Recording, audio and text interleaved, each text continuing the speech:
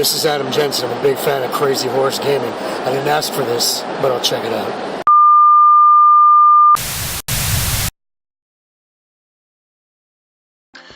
Hello everybody and welcome to Crazy Horse Gaming. I'm Mike, and with me today I have a very special guest with me. I have Adrian Killens, the lead singer behind the British IBM, as well as one of the guys behind Gimpy software. That's right. So, those of you who've been paying close attention to the website, you may have noticed I did an article not so long after the Play Expo in Manchester where I bumped into Adrian. For those of you who are not aware, I'll let Adrian fill you in exactly what it is the British IBM and Gimpy software are. Should we start off with Gimpy software or the British IBM? Whichever you're more comfortable with, mate. Okay, the British IBM is an indie rock band themed around retro computing. So the name of the band comes from the film Micromen. You ever seen that? Rings a bell, but I can't place the title. So, Micromen is a BBC dramatisation of the rise and fall of Sinclair and Acorn, and it's kind of about the feud between Clive Sinclair and Chris Curry from Acorn Computers. And there's a line of dialogue in it when they kind of both fall out and end up in a bit of fisticuffs outside of a bar, where Chris Curry says to Clive Sinclair, "We could have been the British IBM." All right. And that's where the name of the band comes from, the British IBM. It's kind of like a little what could have been with regards to kind of 80s computing and a lot of the people that were kind of left at the wayside during that period. Oh, cool. And yeah, we play, but there's no chip tunes or anything like that. We just kind of sing indie rock songs, and a lot of the themes around the lyrics and whatnot all stem out of 80s computing mythology. So there's stuff in there about Steve Jobs and Clive Sinclair and various other people. Because I imagine there'll be quite a few people out there now who don't realise, but Britain used to have a really big influence over the whole computing market back in the day. Well, I'd imagine most of your podcast listeners should you'll hopefully be aware of some of those things about Sinclair and whatnot. Oh, hopefully. I mean, we do like to cover a bit of the retro bit, and I know it's a big influence with you as well, isn't it? The old. Yeah, it's a big influence of the British IBM. But yeah, it's all guitars. There's kind of no chip tunes or anything like that. And we've been going for about a year now. So year 2000, when did we start? We started the 1st of January 2012. The British IBM started. So yeah, actually just So 2012 we started? I think so. I believe on your website it mentions you were. Yeah. So it was like the 1st of it was the 1st of January. We kind of actually switched over, made like a deliberate kind of choice to start on quite a specific day. But no, we do that. We gig all over the place, and we've got an album out called The British IBM and a song called The British IBM. And we have a music video where we play the parts of kind of like we pay homage to Acorn and the Micromen. It's kind of like a pastiche of Micromen. The scene where there's a scene in it where they kind of make the BBC Micro. Yeah. And our music video is kind of themed around that. So it's where they made the BBC Micro like under a very short deadline when they were waiting for the BBC to come in and inspect it. And they made it in a very short period. Well, they didn't make it in a short period of time, but they made the prototype in a very short period of time. And that was kind of what the music video is about. Cool. And the music video, is that available on YouTube? That's right. That's on thebritishibm.com. You can go and watch it on there, and it's on YouTube. Nice. I was watching a couple of the videos you've got on there just before we came on here. Like, now you got there's a decent one with the kind of like 16-bit animation style. Yeah, that was Jose Cabero, that kind of links in nicely to Gimpy software. But what we did was like the first time for the debut single Animal, when we did it, we kind of had the music video and everything done for the first for the British IBM song, and we kind of wanted Animal to be the first single. We wanted the British IBM to be the second single, but we didn't have a music video for Animal, so I put a call out for an animator and found this guy called Jose Cabero, who's from Barcelona, and he did the music video for Animal, and then later on I got him to do God's Front Porch as well. So he did these 2 music videos, and he's just like a brilliant little artist. And we asked after we'd done the British IBM, like in my spare time, I also started doing this little video game thing called Gimpy Software, which was me and a friend called Dean Edis and another friend called Andy Cardy, and the 3 of us got together and decided to make a video game from scratch for the Raspberry Pi. Yeah, an artist. Yeah, the Lunar Panda game. Sorry, I just smashed one of your lights. Don't worry about that. Okay. So I got hold of him and said, do you fancy doing the video game animation for this game we're thinking of making called Lunar Panda? And he was all over that. So we got him involved, and together me and him and Dean and Andy made this video game called Lunar Panda. Nice, which I think you're pretty close to finishing now, or? Yeah, well, we made one version called which is just Lunar Panda, which is just for the Raspberry Pi, and it's a really simple, basic game. And the idea is that, and if you want to go and people want to go and find this, you just go to gimpysoftware.com. But the idea of that game is that we wrote it using Python and Pygame, and the source code is all available for that as well, so people can download it and use the source code and the tutorials we put on the website and just use it as a freebie to just learn to code and learn a little bit about games development. And then also we've off the back of that, we kind of like went one step further and thought we've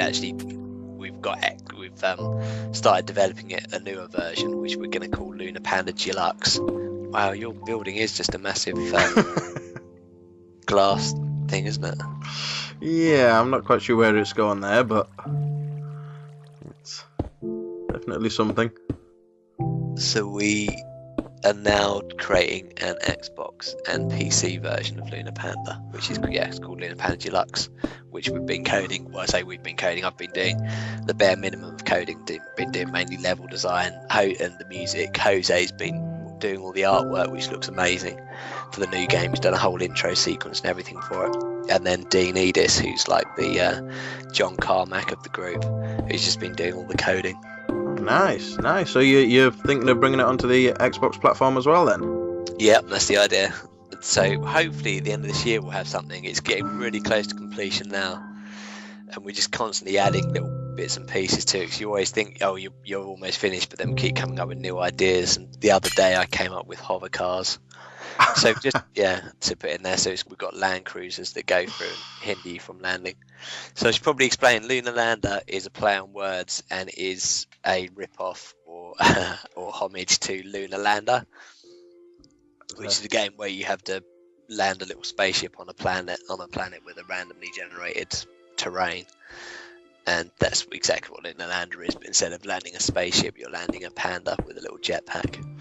And I gotta say, it's a lot trickier than it looks. It is. A lot of people struggle with it. Some people just get it straight away, because a lot of people, when you go to a retro gaming expo, you get about 50% of people will know about Lunar Lander and they'll just jump straight on it and they'll know what to do. You'll get younger people who've never heard of like Lunar Lander, don't know anything about it, and they just see the big panda and they think, it looks like a fun game, and they'll just hit the thrust button and just make it just fly off the edge of the screen, and not have a clue about what they're doing, which is quite cool, because we thought it was complete. People are going to know what it is straight away. People are going to find it really easy. But it's one of those things like Angry Birds, which rips off loads of games before it, but people that play Angry Birds probably don't have a clue kind of about all the games that went before that are just simply it's just two numbers. It's like an angle, and how hard do you want to chuck something? Yeah. I remember playing Lunar Lander years back now. I was a lot younger than what I am now, and I couldn't play it back then either. Yeah. But I'm still just as useless at Lunar Lander and Lunar Panda. To be fair. But yeah, it was a brilliant looking game. Really impressed. So what made you guys decide that you wanted to make Lunar Panda? It was because what happened? I'm doing the band stuff all the time. When we finished doing recording the debut album for the British IBM, it just feels like I need to always be doing something with my spare time, and I find it hard to sit still.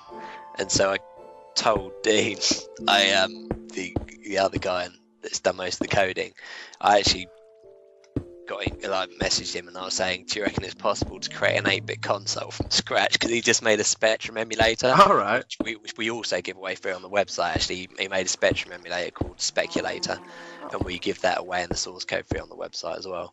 But because he'd done that, I go, oh, how easy would it be to make that in hardware, and make an 8-bit console from scratch? And that was my idea of making this 8-bit. And he goes, it'd be extremely hard and it's not worth doing, so let's not do that. But then we started talking about other random technological things that we could do, and kind of like, not because I'm into music, I'm also into like just geeky endeavors, and then we were talking about other geeky endeavors that we could do.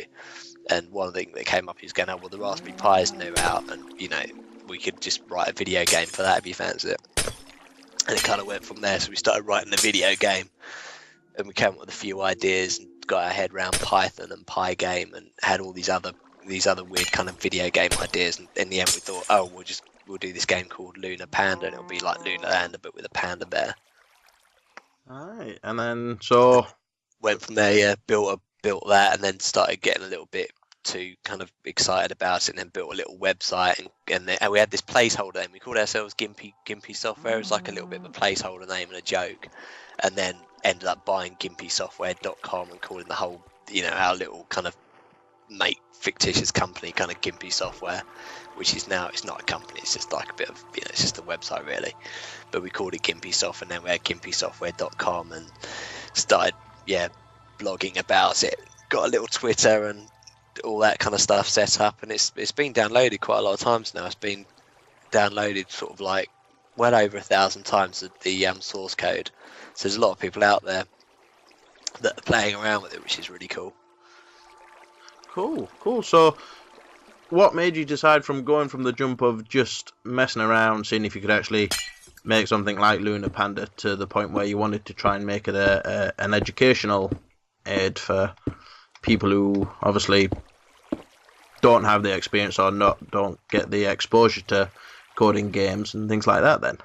I think it's because we all had a lot of exposure. We're always talking about the fact that, I think it's one of those things where you it's a bit of a cliche, but you always use that phrase, kids today, and they don't, a lot of kids know how to use a computer or use an iPad, but they don't know how to code or don't know how things work. And we're reading more about that, and reading about how the Raspberry Pi was going to get around all that stuff.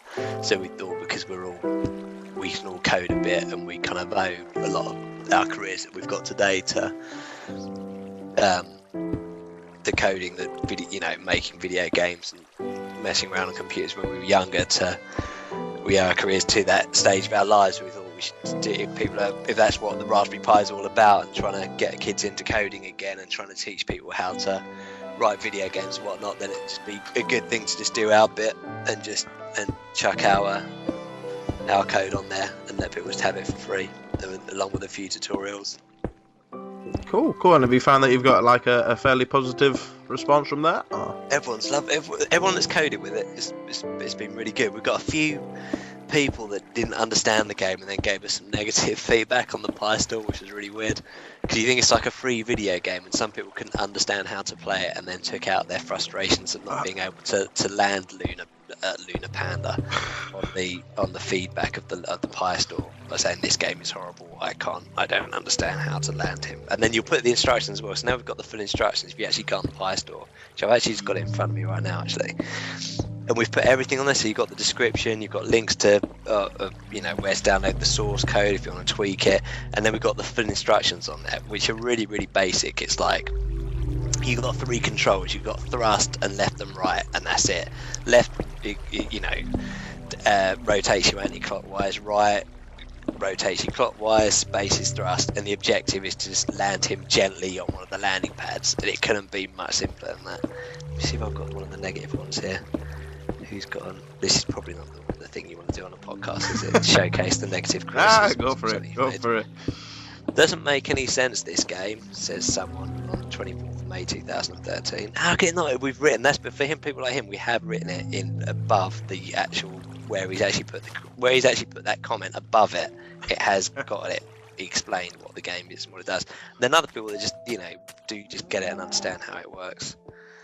please give me instructions for this game. It doesn't make any sense. How do you get to score? Yeah. So, yeah. I don't really know how you can make it much simpler for some people, but then everyone else, I think all the people that seem to be liking it have been just voting positively and probably don't put an actual comment because it's been downloaded a shed load of times, which is good. But yeah, overall the response when we've seen people play at expos has been pretty good, and I've seen kids that have just never played Lunar Lander before in their lives kind of come over and then they'll just hit the thrust button and go flying off the edge of the screen, and then you tell them, you go, the idea is to do this, and then all of a sudden I've seen little kids get hooked and just sitting there just landing it over and over again, or just trying really, to get the best score they can get. So still got a bit of the old magic, that Lunar Lander gameplay. Oh, definitely. I mean, it's such a simple concept, but for me, such a hard one to try and actually master. Yeah. And get the hang of, and it just draws you in, sort of thing. Especially with, like, say, I mean, seeing Lunar Panda at the Play Expo in Manchester and seeing it in such like vibrant colours and well animated and stuff like that, and it's such a throwback to, like I said, the old Atari 2600 era and things like that, but at the same time feels fresh and new as well. It really is like a pleasure to play. It looks really cool. I think the artwork makes it, because when we first did it, the whole thing was like done using we just went on Google. So when you first started doing the whole thing, it was all done using Google Images. So you go on Google Images and find like a stock clip art thing of like a panda and then something else that looks like a whatever it is you're trying to put in the game, like a tiled background or whatnot, or planets, and then just having the artist involved, Jose, who did the music video stuff for the British IBM, just made a massive difference. Oh, cool. Have you found a big difference from doing it on the Raspberry Pi to trying to get it onto like a platform such as the Xbox? Is there a huge deal of difference between the way they both work, or? Raspberry Pi is extremely easy because you just do it, and then I think once they've approved you can just keep uploading it again and again. So every time we change it or tweak anything, or we've noticed we had a couple of little bugs when we first started, fixed those, and re-uploading was just a doddle. The Xbox thing I think is going to be slightly different, and it's weird testing on the Xbox because it's kind of like you buy this license and then you have to have the Xbox 360 on the same Wi-Fi as your computer that you're doing the dev work on, and then you kind of deploy to the Xbox periodically. And I don't know how it's going to work when we actually deploy to their indie game store, because I've never done that before, so that'll be interesting. But that'll be the next thing. I imagine again PC, it's like we'll either sell it or give it away on our website in some form, and then I don't know if we'll be able to get it onto GOG or Steam or something. I was just about to ask, have you looked into like the Steam greenlight process, or? We have. It looks like all this stuff's pretty pro. I'm hoping our stuff's going to be good enough to get on that. It looks pretty smart. The music's, because am I a semi-professional musician? I don't know. But yeah, I'm doing the music, and I like to think I'm alright at being a musician. So I've done all the music for it, and it sounds pretty cool. Oh, cool. And then the artist guy, it's fairly professional. If you watch the trailer, it looks like it looks like something that's been done properly by a game studio. It's not. We haven't done anything half-assed. The trailer did look really impressive. Again, available on YouTube. I believe it's on your YouTube channel, isn't it, as well as your website? That's right. And that's music that I composed on there, and Jose's artwork. It's definitely somebody that you should go and check out, because it really is quite impressive, and for such a small group, the quality of the work there, it's again really impressive. You wouldn't think it's just made by a few guys, especially when you hear about these studios and that making games, and they've got 20-30 people working on them, and and Dean's a great little coder as well. He's just he's top notch. He's like a professional coder, so it's so the stuff that you can come up with whenever you've got an idea and you're going, is this possible? He sometimes grumbles, like if it's slow work, but the answer's like, yes, I can do that, and then he just does it really quickly. And he's just he can knock everything out of the ballpark pretty much that you give him. Speaking of which, I'm amazed how you guys managed to actually find the time, because as I understand it, you're all working full time as well as working on this, aren't you? Yeah, and Dean's got kids as well. I think he puts his kids to bed and then he just does it so he does it kind of in the evenings, and then I kind of do the bits where I can between doing the band and working. So must be a fairly hectic life then. I imagine you don't get a great deal of spare time left for just chilling out. I don't know, you say that, but I still manage to get in like a fair bit of gaming and everything else. I don't know, it's like, I think it's just how you manage your time at the end of the day. I think people that generally say I don't have enough time to do stuff just don't manage their time efficiently. It's my opinion. Speaking of which, get on to the subject of gaming. What's you been playing anything recently other than Minecraft? Obviously, right now. Completed Far Cry 3 a little while ago and just obsessed with that still, and just running through the levels and just doing random stuff. Just causing mayhem and just blowing things up and climbing up radio towers and finding hidden artifacts and stuff, that kind of all the additional stuff that you don't do during the main mission. Then Bioshock Minerva's Den, I did that a little while ago. Did a little add-on for Bioshock 2 because I've done Bioshock Infinite a little while ago and fancied revisiting Bioshock 2 and thought I'd try download content for that. Sleeping Dogs, I think I'm about halfway through that now. That's a great game. That's kind of like somewhere between like Far Cry 3 and Double Dragon. Oh, another classic game there. Love Double Dragon, that's good. Did you ever play the Double Dragon Neon? I believe it was released not so long back. I didn't know that existed until about someone mentioned it on a gaming podcast, and I watched the YouTube clips, and it does look quite funny. It's just like a piss take out of the original Double Dragon. I spent far too many hours playing that back on the I think initially I had it for the Amstrad CPC 464. Oh right, but yeah. Was that your first computer? It's the first one I can remember. I'm pretty sure I'd had my parents had an Atari back then as well. But I remember I believe so. And I remember the Amstrad vividly, mainly because obviously the loading up of the old cassettes and having that huge screen that came with it. So, what was your first console while we're on this subject? My first computer was I ever played was a Mattel Aquarius. We had really weird stuff around the house because my dad we worked in computers, so he wouldn't let any Commodore or Sinclair stuff in the house. He just thought it was just cheap tat. So we had we had Mattel Aquarius, and it was all Acorn stuff. So it was like we had a Electron and a BBC Micro, and then and then video games consoles after that, a Sega Master System and a Sega Mega Drive, and just constantly PC gaming as well throughout all that, just going from like Space Quest to Monkey Island and Commander Keen and all that kind of stuff. All the classics. Yeah. Little point and clicks and all that. So, obviously it's going a bit further down the line now. Other than Lunar Panda, do you have any more plans for any other type of games? Loads, much to Dean's dismay. Because we just every time he's done something like we were talking about the other day about the fact that a 2-player Lunar Panda game would be awesome, and just constantly talking about little random side projects and things we want to do. So I think as soon as this is done, we'll start talking about what we want to do next, which will either be some other kind of Panda game or maybe something completely different.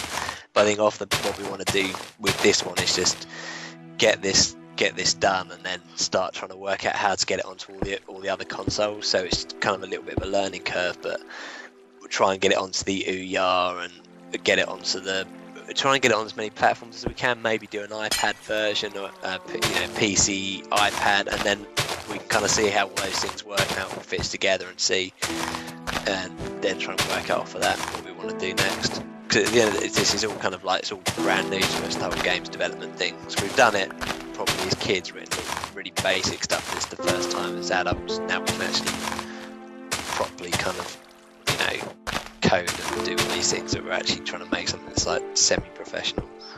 So can we expect to see an indie game, the movie, the UK version anytime soon featuring you guys, do you reckon? Well, if you want to produce that, chuck it on your, you do little videos and things, don't you? Might be a bit out of my scope, that one. you can have the rights if you got them to Gimpy Software the movie. Oh, there you go, watch this space. Gimpy Software the movie coming soon. Yeah.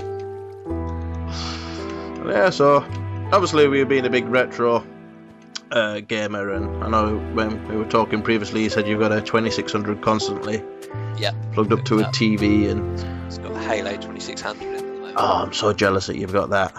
2 copies that I purchased. Only because the first time around it just sold out straight away, and it seemed to go on eBay for a stupid amount of money. And when he released a second load of them, I just bought 2 copies straight away, thinking I'll keep one just sealed and then just open the other one and play it. And yeah, so I've got 2 box copy. It looks awesome as well. It looks like a proper brand spanking new Atari 2600 game. It's like the cardboard box and everything's amazing. Well, I mean, sound-wise and stuff, because obviously one of the big things with Halo was the music itself. Have they recreated that in like a classic Atari fashion, or? Yeah, it's definitely the Halo kind of. Yeah, you can tell it's the Halo kind of theme song when it kicks up, and you can see the Halo ring and everything, and it's a really playable game. Nice. And I do. It's kind of, like I say, it's constantly in there because there's generally a game in there. Because I've got my Atari 2600 sitting next to my PC, so if I'm doing something on my PC and it's just taking a while to do whatever it is, I can just rotate my chair 90 degrees towards the 2600 and flick the switch, and it's just on instantly, and I can just play that for a bit. And not something you've considered yourself, bringing Lunar Panda to the 2600? Is that something I shouldn't have asked, or? I think Dean would hate it if I said, fancy writing this in a sentence. So, you never know, maybe, but probably, I don't imagine he can do assembly. So he wrote the Spectrum emulator, and he had to learn a fair bit of assembly for doing that. So yeah, but I think it would be quite a long-winded task. I think if we actually had to prioritise something, I don't think that would come out on top. So what do you find yourself playing more? Do you tend to lean towards the retro Atari 2600 things more, or you a current gen? 50-50. 50-50? Yeah, because I think it's just I've got a main cabinet set up at home as well, so I generally play a lot of old school games on that, and then just the amount of like stuff that just get re-released all the time. It's like Beneath the Still Sky, it's out on the iPhone. I completed that the other day, so it's just everything's kind of just merging quite nicely at the moment, and it's probably a healthy amount of both. Nice. And any thoughts on next gen? We've got 2 new consoles just around the corner. You got anything you're particularly excited about? The Xbox One looks awesome, but I'm still going to wait for 1 year until I think once it's been out for a year, then I'll think about getting an Xbox One. I'm not going to get one on relaunch date just to be part of the zeitgeist. You have ordered one, haven't you? I've pre-ordered both, to be honest. Yeah.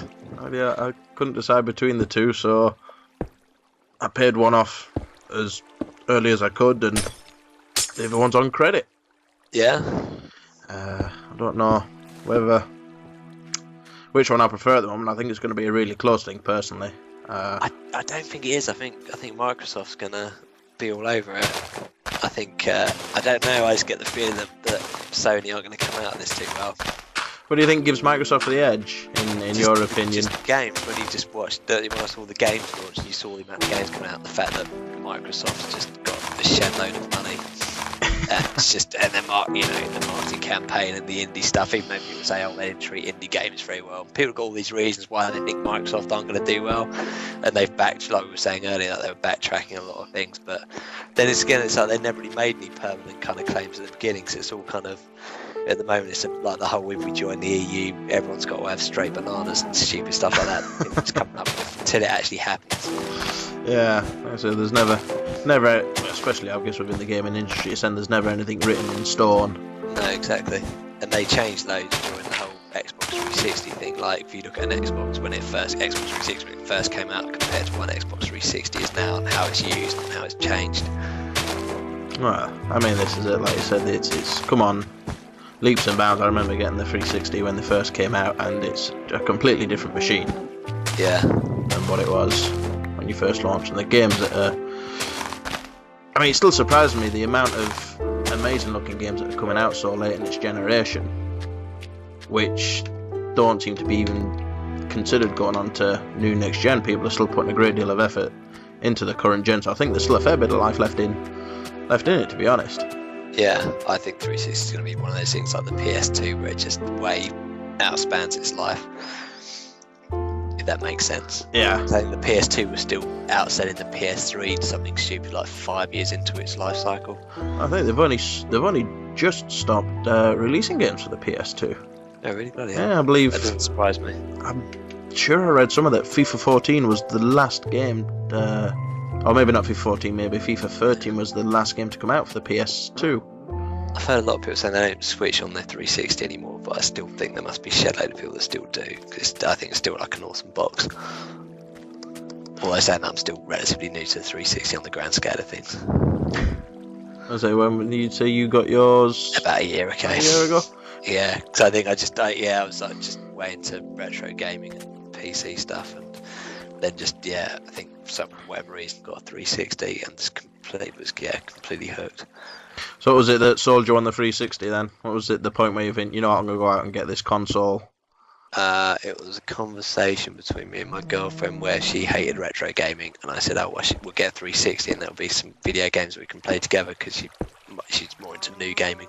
So we went out together and bought a 360 and bought some games that both of us could play together, and she chose Lord of the Rings, Lego, and a few other random games. But to be honest with you, she's not actually she's not used it that much. It's still just been me using it. So, well, I was just about to ask you the first titles you played, but I'm guessing Lord of the Rings Lego was one of the first ones? Yeah, first game that I played, and it was, I think, I bought all these games based on things that I like, because didn't know that much about the 360 when I got it. So I went around the shop just picking up random stuff that now I know is not that great. Like I bought Lost, the video game. Ugh. And and I bought it thinking, oh wow, it's like I love Lost. This game, I hope this game might be really good. And then picked up that for and I was going, oh, it's only £2. And Ghostbusters, which was actually alright, and a few others. But then as soon as with all that group of games, I had BioShock and Skyrim in there. Oh. And as soon as I started playing BioShock and Skyrim, I was just like, there was no going back to Ghostbusters and Lost anymore. And then slowly kind of started working my way through other stuff like all the rest of the BioShocks and BioShock Infinite, and Gears of War, and just and a shed load of indie stuff as well, like Super Meat Boy, and now Minecraft, thanks to you. Yes, it's a strangely addictive one, this one, but it is. I'm trying to work it out to put a bed on the floor. You should have one in your inventory. Decorations? Probably already passed it. I can't see it. You had to build it. I don't think so. You shouldn't need to in creative mode. You should have one pre-built somewhere. This is where all the Minecraft fans who've been playing it for ages are just screaming at the computer screens now. That's what I've been looking at. Because what can people see on the podcast? They see me or they see your screen? It'll be my feed. So I keep coming back to you. So you're flicking between the two, are you? I'm running back between my huge. Can you see through my eyes? I can see you from when I'm looking at you. Oh right, you can't. I keep coming back and seeing what you're up to, and going back and finishing off this giant fishbowl thing I'm making. I'm still looking for a bed, to be honest. It's like Madison Square Garden, isn't it? See? Nope, I don't find one. So That must be it to build it. You probably don't need it with this. Oh, hang on, I found it. It's right at the end under miscellaneous in your inventory. Just above all the music discs.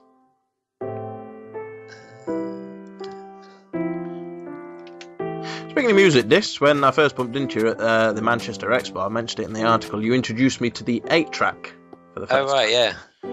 and you've also had your album put on one of them. What was the thinking behind that then? And actually having the 8-track player with you? The reason was we wanted to have a little interactive display. So we were kind of thinking about what to actually do, because when I first booked up the expo I was thinking what we're going to do apart from just sit there flogging our CDs. So the idea was to just have a little, I was going to have everything as well. I was going to have a little kind of evolution of sound thing going on, so it was 8-track, cassette, and a few different mediums and had the album on all these different mediums, and then the end just went with just 8-track. So my old man got quite excited when I told him about the prospect of that I wanted to build a why can't I build the bed? So he got quite excited. He made this 8-track and labelled it up and everything, which was quite cool. So we did that, put it on there, and everyone seems to be a lot of people seem to quite like it. And kept coming over to us, and a lot of people kept telling us about how they used to have them in their cars, which was where most people had 8-tracks back in the day. Yeah, it was. I mean, obviously I knew of 8-tracks, but I'd never actually seen one in the flesh, to be honest. Quite cool looking things. They sound horrible though. It just, I mean, like I was mentioning to you back then, like, it seems weird the fact that you just yank the 8-track out. And they say you stop and start it by just yanking it out, and that just kicks off the little play mechanism inside it. No play or stop button. It's just smash the cartridge in there and then yank it out again. just felt wrong not having an eject button, or feels like you're gonna break it. It was quite cool to see. I mean, don't get me wrong, the sound quality on them's absolutely terrible, but it's not good. You get a lot of bleed as well, because the whole idea is that you see a lot of bleed between the different tracks, because the whole thing works in the way that it's just 8 stereo tracks just looped on each, so it's like 4 on each side, 4 stereo tracks on each side. So as a result, you've got basically, like, if you're listening to the one of the tracks in the middle, then you can hear the tracks either side kind of bleeding into it a lot of the time. Ah, right. So I've got my bed there. So I've got bed, but there we go, place. I've got to go back from the wall a bit. Let me see that. You can't choose which way around you want to put some things, can you? I don't think you can. Yeah, just literally everything goes like a certain way, and you can't rotate stuff. So, well, there you go. That's his bed. Can you sleep? If I sleep, will that just mean you'll just see you need 2 beds down. You need 2 beds to sleep? Well, because it's in a 2-player mode, if you sleep, I need to sleep also. Otherwise, it just kind of postpones the game. Let's put a little bit of furniture around the bed. That's his sleep area. So I've built this. You can see what I've built here. It's this little sleep area here with some candles. And he's got a little bit of skylight stuff here. So you can see I'm quite new to Minecraft, and I installed it and learned how to play it for the purposes of this. So built that. Nice little bit of stairs coming here. Go upstairs to the main area, which I haven't really done a lot with yet. A few windows. Let's chuck some doors in there. Lovely. There we go. And we have a nice little house. Windows, ceiling made of some sort of wood.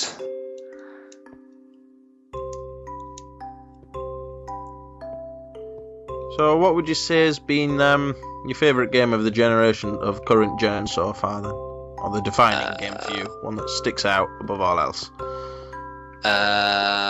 New game-wise, probably for me, like the one that I've played the most, or racked up the most hours on, it's probably Far Cry 3, actually. Yeah, probably Far Cry 3, because I used to think, what was it by? Would it be Bioshock? Maybe the Bioshocks, actually, if I think about it, because I think I've just gone through all of them. So maybe actually, I might go with Bioshock, the whole Bioshock trilogy. I think there's such. I mean, I still haven't got around to playing Far Cry 3 yet, but really enjoyed the Bioshock games. I think the storytelling in that's excellent. Yeah, it is. Just the atmosphere it sets and the kind of visual aesthetics and all, I think is really, really impressive. Yeah, it's amazing. I listened to a few interviews with what's his face, Ken Levine, yeah, about what was on. I think it was on the Nerdist podcast. Listening to him being interviewed. He was quite an interesting guy. I didn't realise he did the voice for those vending machines. Oh, those come back when you got some money, buddy. Oh, I didn't know that at all. That was his voice. Oh, you learn something new every day. Didn't realise he'd actually voiced anything in game. Yeah, he did those voices. Oh, awesome. So have I got you hooked on Minecraft then? A little bit, yeah. The other Dean as well, he came around because I told him about I was doing this podcast. The developer on Gimpy software, and I think he's going to grab a copy as well, so we can start playing a dual player. Oh, that'd be excellent. And if you both ever coming back into the world, or if you both ever fancy coming back into this world and building something together, you're always more than welcome. Yeah, it'd be cool. Be up for that. Can you wear the headset? This sounds like a really stupid question. Shows how new I am to like Xbox and all that. If we wear the little headsets that plug into the joypad, does that you can just talk to everyone else in Minecraft through those? Or yeah, you kind of just like an in-game chat. So is it like I'm broadcasting constantly? If I put on that headset and then I'm in Minecraft and I'm talking, can everyone hear me, or can everyone? Or you can activate a private party. So that if you had a private party, only those in your party would be able to hear you. If it was open game chat, then everyone in the same room would hear whatever it was you were saying. Oh, right. But yeah, I mean, most of the time with multiplayers and whatnot, I'll go in for the private party rather than just, like I say, broadcast everything so everyone can hear. Have you tried Second Life? Second Life? Yeah, the PC game where you go online. It's kind of a little bit Minecraft. You just basically have these little. You can spend real money and buy things and do stuff on there, but it's like a 3D world. It's a bit slicker looking than Minecraft. It's not all boxy looking. No, I know. I've tried that one. I think Is it on Steam or?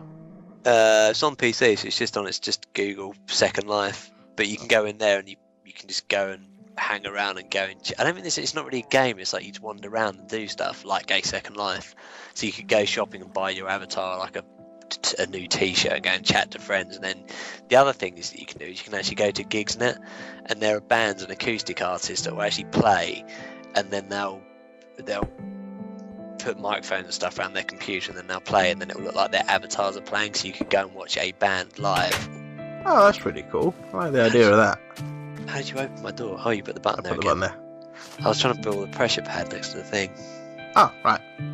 Listen, I'm sure I could just open the door in the normal version. You got to go in so quickly as well, yeah. There we go. Yeah, we get a view from the outside of the house here. You've got different coloured glass as well? No, I put water in it. And you put water in glass? Yeah. Oh, wow.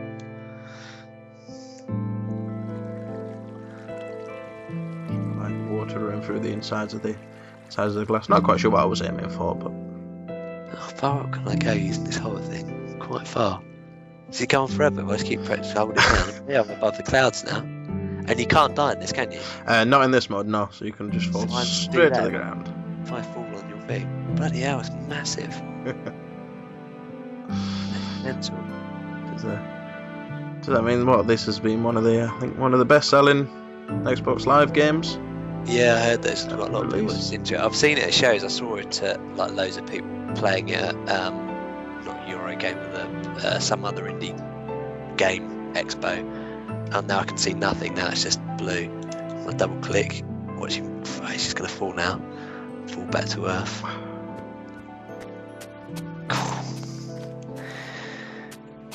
But yeah, I saw loads of people play Minecraft at another expo. So do you get you sent off to quite a few expos promoting Lunar Panda and Gimpy software? Yeah, normally I used to just go to them all the time, so I thought I'd start going as the British IBM, and then I'm going to probably not do less kind of having little stands at them, just because it means you could spend less time kind of drinking and playing video games, which is kind of my main motivation for going to those things. So I kind of I book tickets as soon as like anything comes out and it's retro. I'll just buy a ticket generally. So I just bought a ticket for like Retro Revival as soon as it came out, and then afterwards the guy asked me if I'd play it as well. So I'm actually playing a few songs at that one. Yeah, I know you did a few songs at the after party at the Play Expo as well, didn't you? Did you catch any of that? Unfortunately not. We had to get back to Sheffield, so we couldn't stay for the after party or anything like that. But it was a shame we couldn't make it. But I'm told it was a really good night. Yeah, it was alright, but we had a bit of trouble getting there. I think the traffic was manic getting out of the bit where the expo was and over to the venue. But once we got there, it was pretty cool. Had a few beers, played a few songs, and a few people even won some t-shirts on the raffle. Oh, nice. Always good winning t-shirts. Oh, I've got a thing for t-shirts. Yeah. Yeah, I do like, if I go to like expos now, I always like to come back with at least a few t-shirts. Yeah, I like random, video game t-shirts. So yeah, we've bought t-shirts. It just seems like it's like I was saying, there's an expo like every other week at the moment almost. Like there used to be like hardly any expos, and now there's just like shed loads of retro ones. Yeah, the expo scene seems to be coming up, getting a lot bigger in the UK. Yeah. Of recently, I know. So obviously with Eurogamer being the biggest, and then you've got the MCM Comic Con, which travels the country, and there's a lot more more indie focused, indie developer focused expos coming around and all. And a lot of, just massively, like, just mental the amount of retro. Because I remember, like, the first time I ever saw a retro expo was, it was at the Barbican. It was just like a really sterile. This was like probably about 2001 or something. That they had one, and it was just like a really sterile environment. And then all of a sudden, like, Play Expo came along, and all these other retro expos that just seemed to get it right. And it was just all about just getting beard up and playing old video games. Which is really cool. I'm glad that there's a lot more coverage getting to like the retro gaming and stuff like that. But I've got to admit, it makes things a lot harder for people like me when I'm trying to collect or build up a retro collection, because the prices of stuff have flown up recently. Yeah, I think you can still bargains to be had, but you just got to search around a little bit more. Yeah. I've managed to pick up a few. I think the best one I got recently was I managed to pick up a Amiga 500. Oh really? How much did you get that for? I managed to get it boxed. Still original box, everything there original. Even the mouse and that was still in its original wrapper for 15 quid. Bloody, that's really good. I bought something like ages ago, because I never had an Amiga the first time around, and what I used to do is just buy random stuff off of eBay and then just kind of use it until I got bored of it and then flog it again on eBay. I bought a boxed Amiga and a shed load of games for something like 20 quid, just used it for a few months, just played all the games and got used to using it, and then flogged it again for about the same as I bought it for. Oh, cool. So you're not a huge collector then, or? I was. I think it was one of those things where it just took up loads of space, so I took it all down the boot cell at one point, and then so now it's just a lot of emulation. I'll get the Atari 2600 is permanently set up, because it can just be a downward spiral, that the whole just having to own every single game for every single console. So now I've got a main cabinet which sits there with just every kind of console and all the arcade games on it, and then I've got 2600 which just sits there set up all the time. And I'm kind of semi-tempted to, because the Master System was like one of my favourite consoles, to buy a Master System and try and collect every single Sega Master System game. But I'll wait until I've maybe got a bigger house before I start doing that. Yeah, they do tend to take up a lot of room. So how large is your 2600 library at the moment then? It's not too bad. It's maybe 30, 40 games, something like that. That's not bad at all, I think. That's alright. Got most of them boxed, or are you going for the loose carts? Half and half, and I've got a load where I do this thing where I buy a 2600 with a load of games on eBay or from Gumtree or whatever, and then just get rid of the Atari 2600, either flog it or give it to someone that hasn't actually already got a 2600. So kind of like buy like 10 games or something at a time. Oh, cool. That way, and then you just get when you're buying in bundle, you just get like a random load to quite cheaply that way. Yeah. Tell you one thing, the games were a lot harder back then. Yeah. And a lot more repetitive. That's the weird thing, isn't it? You don't think about like how when you've got open world games now and you can just do anything and go anywhere and everything looks completely different. You kind of forget the fact that when we were designing Lunar Panda and you're designing certain levels, you're thinking, like I was doing this thing with hovercrafts the other day. Hovercrafts, they're kind of like land speeders like they are in Star Wars. Oh yeah. So we've got this level that I've been working on where you've got a land speeder that just like runs across the bottom of the along the bottom of the planet's surface, and then it keeps going over the pad that you're trying to land on. So you're sitting there tweaking the speed and everything else and trying to make it so it's not, so you can still do it, but it still gives you, it's got a little bit of difficulty. And then after that I was thinking, because the idea is each planet has 3 stages in the new version, like like Sonic the Hedgehog. So you got like Act 1, 2, and 3 of the Green Hill Zone. You've got 3 acts for each planet on the new Lunar Panda. So this, whatever the planet's called, you got these 3 acts. You got 3 lots of the car, and I kept thinking, is it like too samey if I just have this hover car going across the bottom, and then on the stage 2 of the same planet, if the hover car's still there again, but it's just moving slightly quicker, is that really bad game design? Is it just too boring or mundane? Like in modern day terms, it kind of is, but in old day terms, it's kind of not at all, because when you play Frogger and you get from one side to the other side, all that happens is the cars whatever just increase in speed on each level. Nothing really that dramatic happens, nothing that interesting. That's all the games are.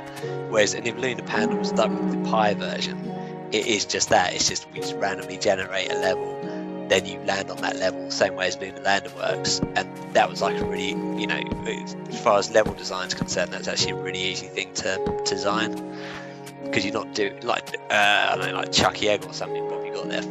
Five levels. And you're just rotating around those same levels over and over again, just speeding stuff up. Like old school level design is just so easy when you think about it. Yeah. You design a game and then just go, okay, now let's increase the variables for like level 2 and just make everything a little bit quicker. And that's that's Pac-Man, Space Invaders, Asteroids. It's nothing really kind of changes, and it makes level design really, really easy. Whereas more modern stuff, when you're looking at something that's kind of a little bit retro, like Lunar Panda, it's kind of based on a retro game, but it's for a modern time. It's like how far do you go with kind of trying to make things different? Because if I make 3 levels and they're the same, all that happens is the speed increases. It's kind of like it's a nice throwback to the old days, but it's also kind of like in this day and age, are people going to tolerate that?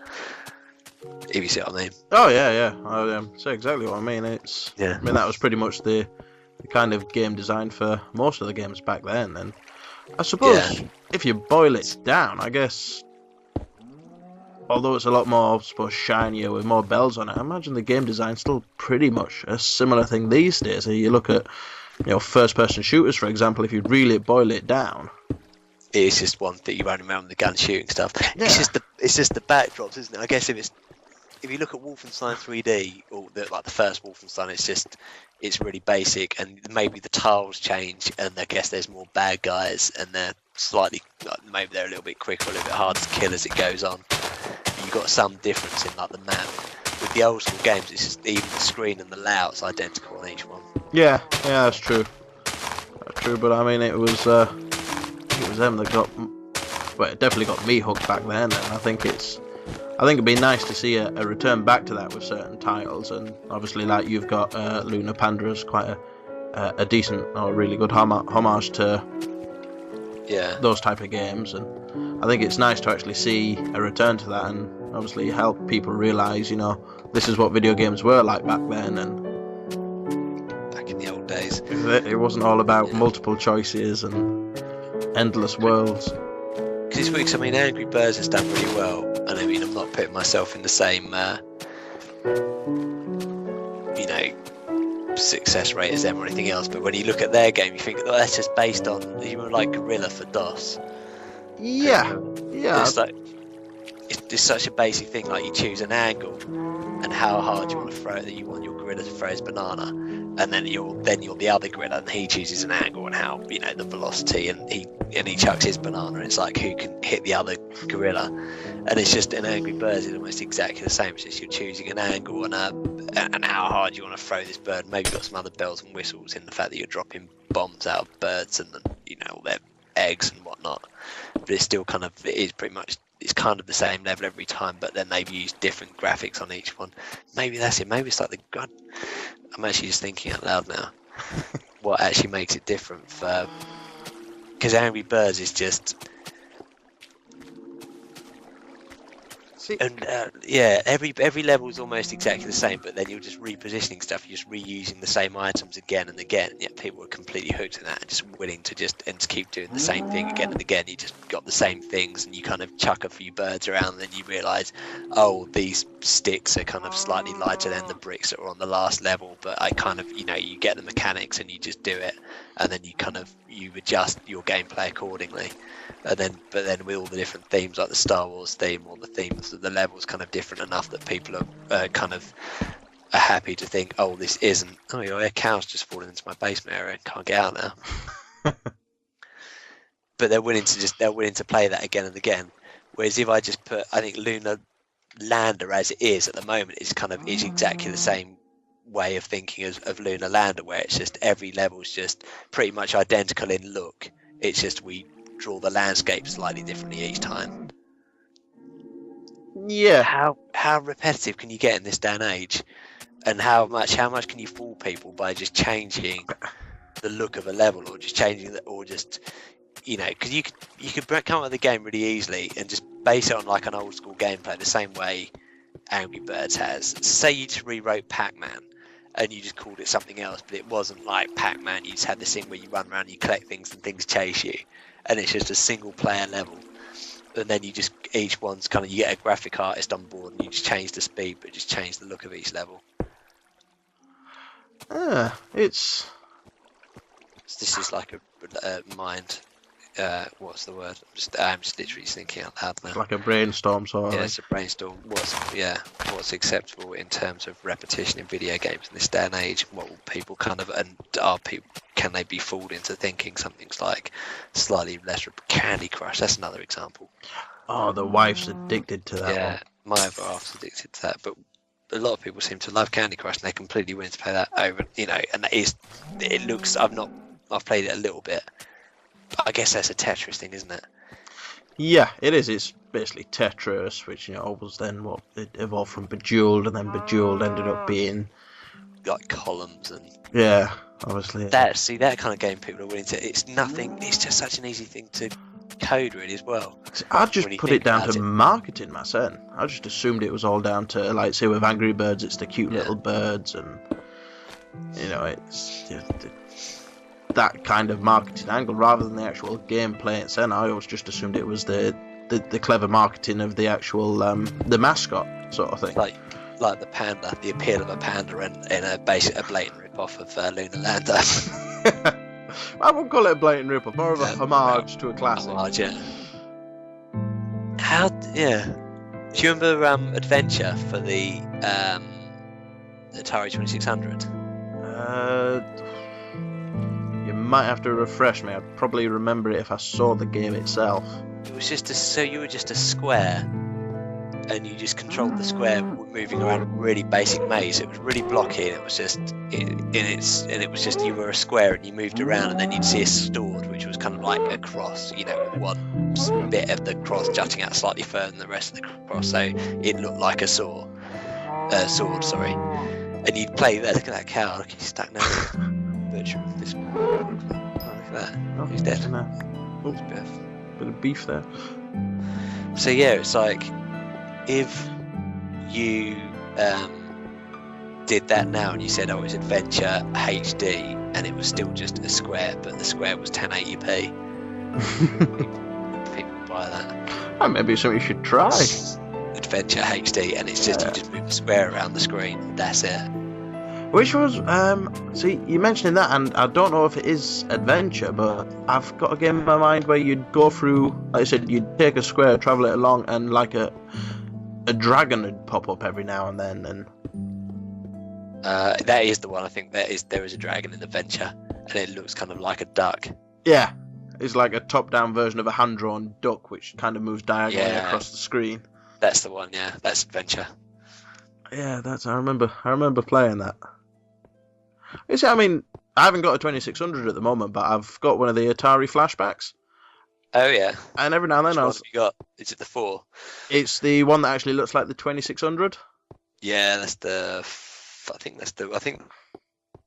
did the last 3. I think the 3 and the 4 look just like the 2600, and they've also got the more recent one, I think it's got the wireless joysticks as well, and it will also work with your old 2600 joypads.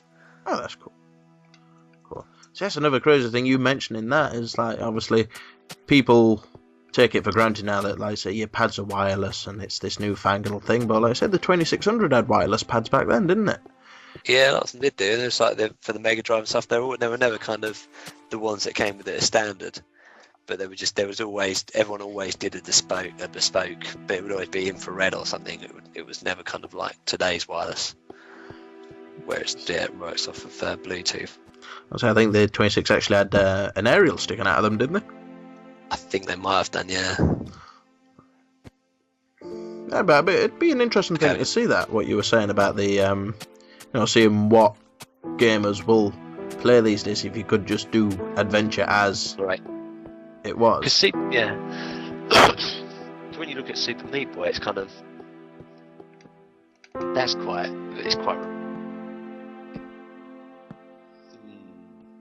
People are willing to play that. People are willing to play platformers, aren't they? Oh yeah. I think there's still plenty of life left in them. What genres of game do you that people aren't willing to play anymore? Like new game, not old gamers, but like new gamers. Because obviously you put on Super Meat Boy, people just play a platformer game, but you design a nice platform like Super Meat Boy. I don't know. I think it's. Do you reckon there's any platforms where there's people like it? Even like point and click now as well is coming back with the old Ron Gilbert redoing a lot of the LucasArts stuff and making these Telltale games. Text adventure, that's gone. I don't think that's commercially viable anymore. I don't think people have got the modern gamers, I think, or younger gamers as such would have the attention span for a text-based adventure. Yeah. Have you seen the documentary Get Lamp? I haven't. No. It's about the rise of the text adventure game. So it's made me think of that. But that was an interesting documentary because they talk about when it was at its absolute prime and they were making shed loads of money off of text adventures, like some of the companies like Infogame or I can't remember what they're called now. I think it was Infogame. The people that made like what was the Zork and all that. And like how people still make them now as like fan games, but people are never going to make like the big budget kind of text adventures anymore. That anywhere near the quality of like the ones that used to exist back in the day. Yeah, I think old Sierra used to do a lot of them, didn't they? Back. They did a lot of I don't know about the text adventures, but they did graphical text adventures. So you actually did have some graphics. That's another genre, probably. Yeah, the graphical text adventure, because like people will play a point and click, and they work very well. Because I did Beneath the Steel Sky on the iPhone, and I know other people that played Beneath the Steel Sky on the iPhone and Broken Sword, having not played the originals the first time around. So they obviously translate quite well, and they're quite playable, and they lend themselves quite well to a point and click. But Sierra's kind of just walking around like Space Quest 1, the original one, where you're using arrow keys to moving around and position them in front of things, and actually you're still typing, so you're typing like examine dead body, and it goes, he has a key card, and you go pick up key card. That kind of game, I think that's dead now. I'd like to see somebody try and bring it back. I think it's a really sad thing to actually think that it's gone forever, and we're not gonna. It'll always exist. There's probably enough stuff out there from the old days that if I wanted to play something I'd never played before, text adventure wise, then there's probably thousands of games out there that I haven't played yet. So there almost doesn't need to be a new one. I mean, but in the same way, I think imagine people probably had made. I know people still do make those games, but I don't think they do very well commercially. I don't think that someone's going to do a text adventure and it's going to become the next kind of Angry Birds, to use them as an example again. Yeah, I suppose. I guess it's there isn't that kind of, you don't get that feeling of pace or progression as much as you would with an actual visual cues. But speaking of which, did you play Saints Row 4 by any chance? Which one, sorry? Saints Row 4, the latest one. No. There's a brilliant little bit in that. The main story is you actually get pulled into like a digital world, so a bit like the Matrix, and there's a brilliant bit in that where you actually get sucked into a text-based adventure. Oh, cool. And it's like, it describes the scene, you got a little picture, and then you've got options at the bottom of what to do, and it's like, go pick this up, and it's, you can't do that, and it was just quite a nice little homage to the old graphical text adventures. It Yeah. was a really nice touch that somebody thought to put that in, because, like I said, it's a genre you don't see anymore, and unless there's a hugely popular Kickstarter like there was with the Tim Schafer point-and-click adventure. Then Which one was that? oh, he did a Kickstarter. Was it about must be about a good year ago now? Year or two ago. What was the game? I remember the game. I can't remember what the title of the game was, but his basic premise was he wanted to bring back a point-and-click adventure, a bit like the old Monkey Islands and things like that. And Yeah. he's always wanted to try one, but publishers won't back it, saying there isn't a market for it. So yeah, I think I do remember this. And then there's like a huge successful Kickstarter, and to be honest, I haven't heard anything much since. The Sierra guys doing it now as well. They're actually doing the guys that did Space Quest. They've been successful, and they're making a brand new game from scratch, like a new space, basically like a new sci-fi adventure game. That's kind of, I think it's not text, it's point and click. It looks really smart as well, because I've been watching the updates on Kickstarter, the new stuff they've been doing. It does look awesome. It's good to see that there is avenues out there now, like Kickstarter and such, for funding these games that you wouldn't normally see, because they just publishers aren't willing to take the risk and lose money on things like that. But now it's like the awesome thing about Kickstarter is people can do that. Yeah. Just come up with random stuff. I think if you need a bit of a reputation, you need to do it well. Because old what's his face for it? He did Pitfall for the Atari 2600. He failed. Old something Crane. What's his name? Something David Crane, is it? That did Pitfall for the 2600. But because he did Pitfall and he had that behind it, he started a Kickstarter and he just failed. And Dizzy failed as well. Dizzy Egg. Oh yeah, the old Codemasters. Yeah, they got together and go and do a new Dizzy game. Then Elite did really well. The Elite Dangerous Kickstarter. I don't think I know of that one. I knew about the rebirth of Dizzy, but it's a new Elite game coming out. From Frontier. Oh, cool. I really should pay more attention to like the Kickstarters and things like that, but it seems to be that many going off. Oh, it's shed loads. There's people there's a few other podcasts I listen to, and they actually dedicate kind of quite a lot of time to just Kickstarter now, because it's like the retro gaming podcasts, because there's just so much retro stuff going on Kickstarter now. It's like it's just an opportunity for all those games designers of yesteryear, like the Leisure Suit Larry guys got a new Leisure Suit Larry game coming out, the Space Quest guys, and just the monkey, like you say, like the Monkey Island guy. I thought was it a LucasArts guy that's doing that point and click? Was it Tim? Tim Schafer. Tim It was Schafer. Okay. Tim Schafer and Ron Gilbert. Did he work?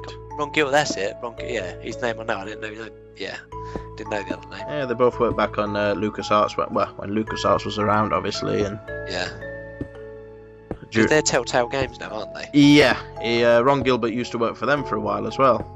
I thought he was. I thought for some reason he was Telltale Games for some. I wasn't really sure how it worked. I think him and Tim Schafer founded it, I believe, and then I think Ron Gilbert's moved on since then to do his own projects.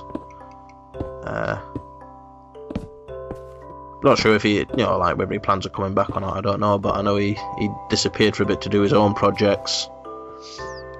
Because I know he was behind the Tim Schafer Kickstarter as well. Yeah. They were going to get him to do all the script and things. Yeah, that was back when LucasArts used to make games which weren't Star Wars. Yeah, I used to love LucasArts games. Pretty cool games. I mean, that was one of the ones I just went out and bought straight away, was when Monkey Island came onto the Xbox Live Marketplace. I still haven't completed. I feel bad about it. I still haven't completed Monkey Island 4. I bought it when it first came. I used to buy all the LucasArts games as soon as they came out. So I had like Full Throttle and Day of the Tentacle and Sam & Max and all that, and Monkey Island 2. I did Monkey Island 3, and then when the 4th one came out, which is kind of like that weird 3D Monkey Island, it was more kind of slightly Tomb Raider-esque looking Monkey Island. I never got around to completing it. I bought it on the day of release, and I still need to go back and finish that off. It's one of those that's on your pile of shame. Yeah, it is. But it's weird because I still go back and I complete Monkey Island 1 and 2. Like every couple of years, I'll go complete those 2 games. But I'll still just never got around to completing the last Monkey Island. Not the last, well, the last one I bought back in the day. They've got all the little story games now, haven't they? All the episodes. Yeah, that seems to be. Not quite sure whether episodic game would take off or not. It just people don't seem to be willing to commit to it or not yet. I think it's a good idea. They seem to be making money, though, don't they? These episode games, like the Walking Dead one, did alright.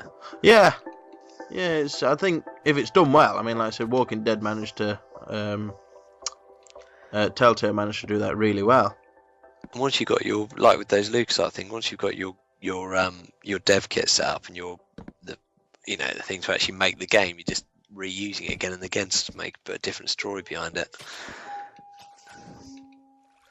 So I think that was quite a clever thing with The Walking Dead and all, was they kind of give you the illusion of a great deal of free choice as well. I mean, obviously you had choices which did change the game, but I think they did a really good job in hiding the fact that you didn't have as much choice as you think you did. Yeah, that's what they talked about with their text adventures, saying, because there's always like, and the same with like a lot of point and clicks as well, it's like you think you're in this massive unlimited world, but you're not at all. There's always a desert, and it's like, if you walk too far into it, you die, or there's like bushes and trees that are too thick to get past or whatever. It gives you an impression that this world's massive, but really it's not. You're on rails a lot of the time.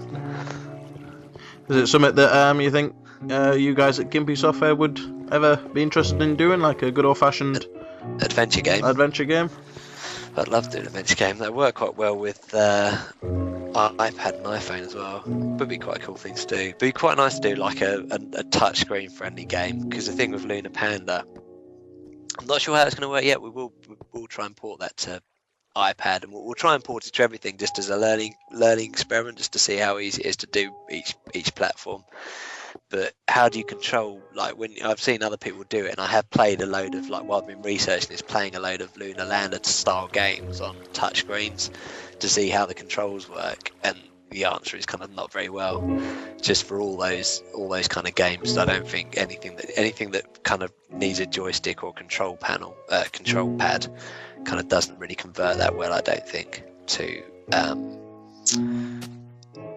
touchscreen. Yeah, because I think with something like that, I suppose your best option would be coming up with some kind of virtual console and virtual controller in the corners or something. But then you don't get like tactile feedback, do you? Exactly. I've played games like that, and they don't play nicely. I don't enjoy playing games like that, where you do use the little kind of touchscreen controller. I think if I'm playing on my iPhone, then I'd much rather play like a point and click or some kind of like casual game than an actual arcade game. Yeah, I don't know. You say you were speaking of that. Did you ever play? I believe it was called The Box, which was on iPhone and iPad. No, nope. It was like basically it was like a mechanical box sort of thing, which had different compartments in. Yeah. And you had to keep going through. You'd like unlock certain areas which would unveil a puzzle which you'd have to solve, and then it was all touchscreen based, and you'd be able to shift it round, and it was really, really clever idea. I said basically, it kind of took like the point and click style hidden item stroke adventure game, puzzle game things, but then kind of made it in a manner so it worked really well with the touchscreen. Okay. Oops, I think I've just knocked out one of your bricks there. It's alright. I'll let you off. I'll fix it. There we are. Yeah, but I mean that was kind of like a fairly new take. I don't know, like you were saying, if you'd be able to.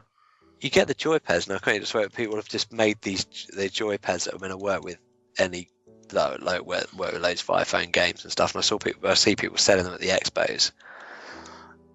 I've seen like there's iCards and stuff like that for the iPads. Yeah, and there's joypads now you can get as well that will just chuck your iPhone into, and you can just use it as it makes it look more like an Atari Lynx or something. So I quite like the thought of like an old Atari 2600 pad that could Bluetooth connect to the iPhone or something like that. I'm sure someone has done that now. quite a cool thing, I think. If they, did something like that, but like I said, I don't think you could get the feeling that you'd be looking for like a game like Lunar Lander or Lunar Panda with doing like the virtual control thing. I think it's about. I think there's two different types. In my opinion, I think it should always be like two types of game. You're aiming at a phone market. I don't think you should be. I mean, you can. I know some people have done it, but I still don't think they play very well. Just arcade style games on a touch screen.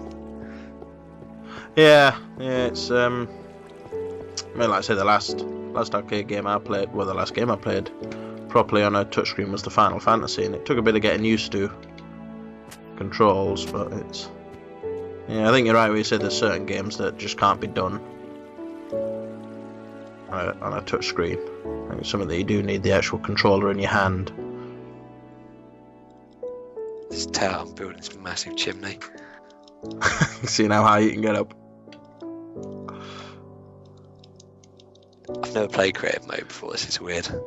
It's being able to like just use everything for free. It's amazing. Not to mine anything. It's amazing how much time you could lose. Yeah, definitely. Because this, I don't even know how this would work. This is out for the iPhone for $5, and it's like, how do you play this on an iPhone? How do you move your little man around without just? It feels like it might be actually quite awkward to actually the building stuff. I could see being quite easy, but the actual manoeuvring the little man around. Yeah, I don't think I've played it. Not a great. I think I downloaded it for the Android, but I don't think I've actually got around to actually seeing how it runs yet. It would be quite weird. Do you get much time on multiplayer games?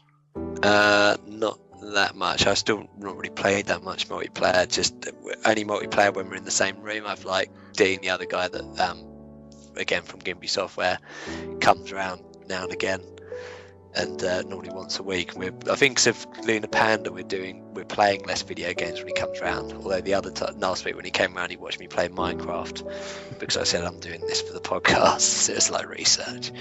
So, but yeah. Normally him and Andy, the other Gimpy Software guy, pop round now and again, and we play old school video games multiplayer, so like California games and stuff like that. Oh yeah, good old fashioned split screens. Yeah. I think my favourite fondest memory was the Mario Kart. Yeah, on the Super Nintendo. We do Off-Road Racer as well. That one. Off-Road Racer. I think, which console was that one? Super Off-Road, I think it was on the SNES, I think it was.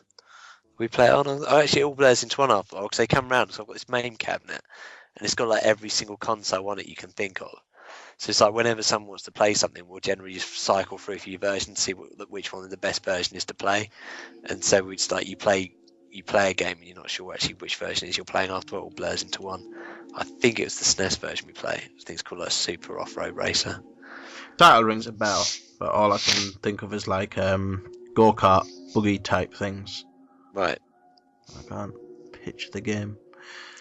Speaking of that, were you talking about the MAME arcades? Did you spend a great deal of time in arcades as a child? Not as much as I'd like to, because I lived in a little village in the sticks, so I only got to go to them when we got to go to the seaside. So when we went to Clacton, that was, I would just waste a shed load of money. Yeah, I think if I had one regret as a child, it would be not spending enough time or money in arcades. I think if I could go back and tell myself something as a kid, it would be like, next time you go to Clacton, don't skimp, just spend everything you've got. And just play everything, don't worry about buying food or anything else, just play video games in the arcades for as long as you can, because these machines won't be here forever. No, it's a shame that you don't see arcades nearly as much as I'd like to see these days. It felt like a waste of the time. You think, oh, what a waste of money like spending, but no, I think looking back on it, I wish I'd actually spent more time and money in arcades. That was the once a year type of thing for me as well, when I would go on holiday to the local Haven camps or Butlins. Yeah. And that was just me done for the week. I was in the arcades with whatever money I could scrounge off my parents. Well, that's why I love it now. So you go to these expos and you've got shed loads of machines there, and there's all set to free play. Yeah. Love it. I think it's just so exciting when you first arrive at an expo and you see everything getting set up, especially like the play one. I just absolutely love it. I went to the first moment, especially when you're exhibiting as well. It's just awesome. The amount of like the pinball machines and that were there There was just a ton load. Ah, there's no exit in your chimney, is there? Sorry, just to make me fly. There is an exit in there. Oh, I'd never jump down and see what happens, and I got stuck. Oh, right. I can fly back out though. Actually, I don't think I can fit in there. Can I fit through that gap? Yeah. Oh, yeah, I can. Bloody hell. Yeah.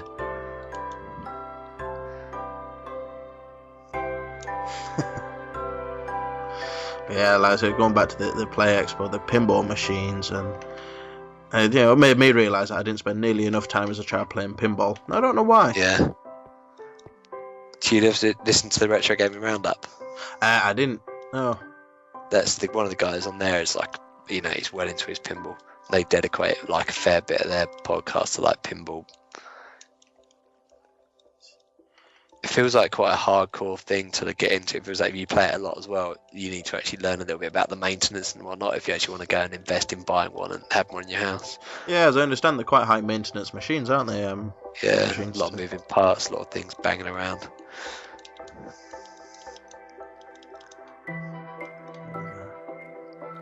Yeah, it was really. I mean, I think that was the first expo I've been to, like close by. So it was, living in Sheffield, so I think the usual trip is the once a year down to London Expo.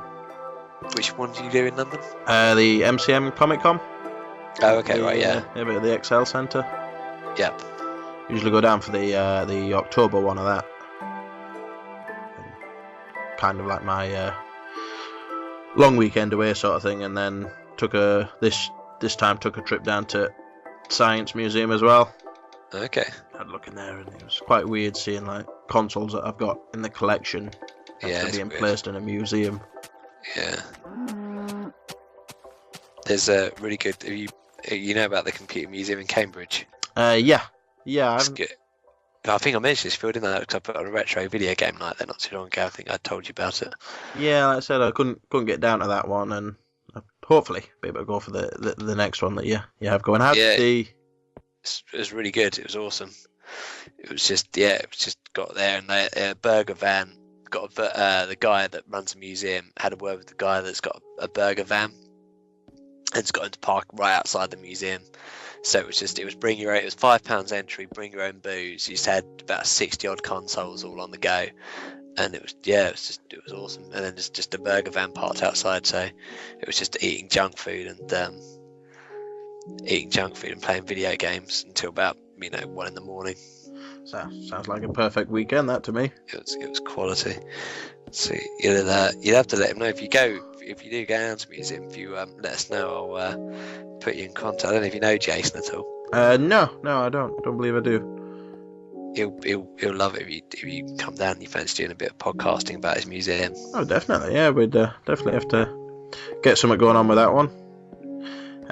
So obviously you were saying it was like a retro gaming evening. What did you actually get time on?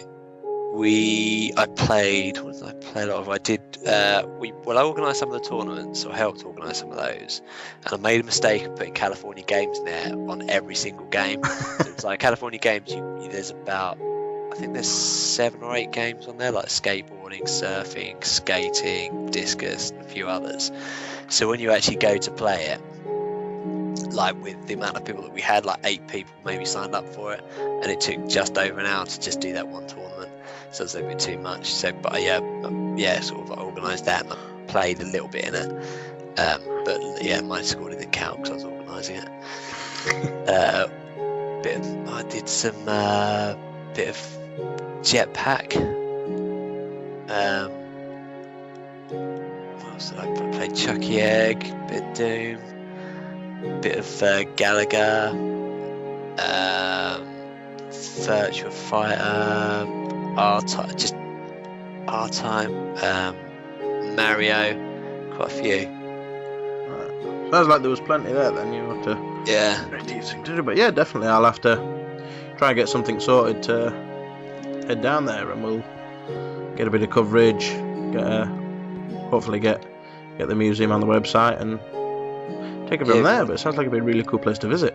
It's very cool. And if you let Jason know as well when you're going down, then it's like if there's anything particular you've never played or you want to you want to actually have a go on, then chances are he'll have it there, and if it's not on display, he'll make sure it's out before you get there.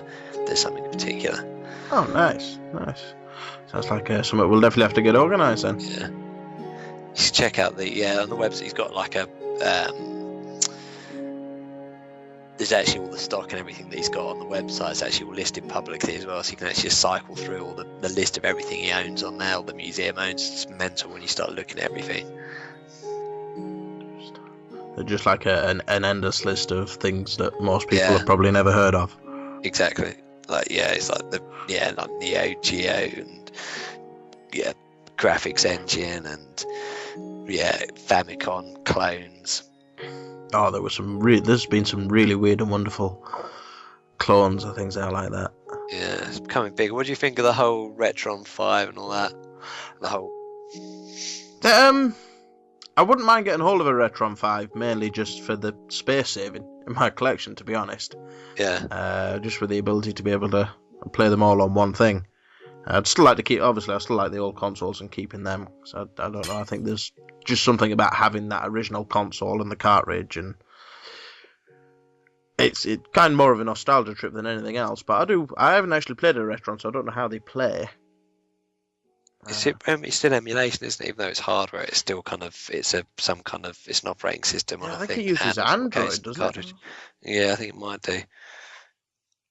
So it's still playing off the cartridges. It still feels like it's still just an emulator. It's just playing the software off of So it's still not the original hardware. I don't know. I could be wrong, but it still feels like it could be a little bit not true to form. Yeah, I think it uses Android to emulate the hardware. Yeah.